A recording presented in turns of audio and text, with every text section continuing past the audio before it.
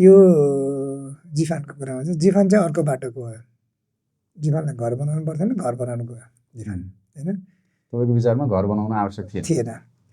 के गर्नुपर्ने थियो जिफान? के गर्नु? जिफान भनेको के हो भने गुरुङ चलचित्रसँग जोडिएको कलाकार प्राविधिकहरूको संस्था हो। मैले फिल्म बनाएँ भने मसँग प्राविधिक कलाकार जोडिनु 20-25 जना जोडिन्छ। मैले फिल्म बनाएन त उनीहरू त हुँदै हुँदैन नि। र मैले फिल्म बन्नलाई इन्भाइरोमेन्ट क्रिएट गर्ने काम जिफानले गर्नु पर्थ्यो।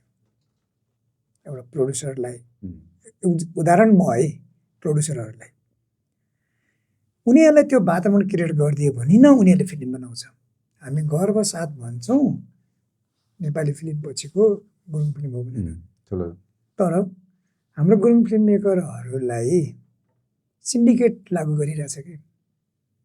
त्यो भनेको फिल्म देखाउने बेलामा जिफानको चिठी चाहिने, यहाँ 3 हप्ता लगाउनै पर्ने, जिफानले सिफारिस दिएन भने सो गर्न नपाउने, मुद्दा हाल्ने, निलम्बन गर्ने,